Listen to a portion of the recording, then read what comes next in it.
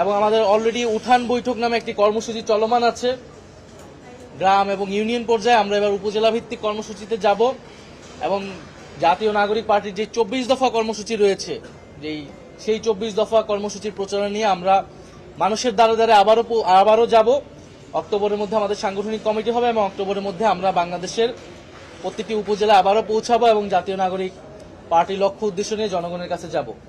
সাম্প্রতিক যে আন্দোলন এবং রাজনৈতিক জোট বা একীভূত হওয়া নিয়ে বিষয়, সেই বিষয়ে আমরা স্পষ্ট করেছি জাতীয় নাগরিক পার্টি তার লক্ষ্য উদ্দেশ্য নিয়েই এগোবে।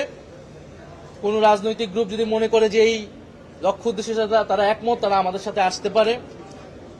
এবং যেহেতু আমরা জামাত ইসলামের নেতৃত্বে যে আন্দোলনটা হচ্ছে যুগপৎ আন্দোলন, সেই আন্দোলনের সাথে জাতীয় নাগরিক পার্টি অংশগ্রহণ করছে না, কারণ নিম্নকক্ষে আমরা পিআর চাই না। নিম্নকক্ষের পিআরের বিরুদ্ধে আমরা অবস্থান নিয়েছি। আমরা শুধু উচ্চকক্ষে পিআর এবং একটা জবাবদিহিতার জন্য একটি কার্যকর উচ্চকক্ষ চাচ্ছি।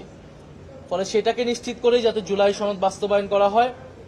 ফলে আমরা এই মুহূর্তেই কোনো জোট ভিত্তিক আমরা চিন্তা ভাবনা করছি না যে আমাদের যে বড় রাজনৈতিক দল রয়েছে তাদের সাথে, বরং জাতীয় নাগরিক পার্টি তার স্বতন্ত্র রাজনৈতিক উদ্দেশ্য নিয়ে আগাবে এবং জনগণকে ঐক্যবদ্ধ করবে। এটাই ছিল আমাদের সার্বিকভাবে আজকে জাতীয় সমন্বয় সভার মেসেজ সারা দেশের আমাদের নেতাকর্মীর প্রতি এবং সারা দেশের মানুষের প্রতি।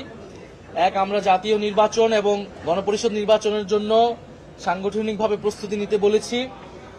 দ্বিতীয়ত, আমরা আওয়ামী লীগের কার্যক্রম, ফ্যাসিবাদী দোসর এবং দুর্নীতির বিরুদ্ধে সামাজিক প্রতিরোধ গড়ে তুলতে বলেছি এবং আমাদের যে সাংগঠনিক বিস্তার সেটা যাতে আগামী 1 মাসের মধ্যেই ইউনিয়ন পর্যন্ত, ওয়ার্ড পর্যন্ত চলে যায়, সেই জন্য আমরা দিক নির্দেশনা দিয়েছি।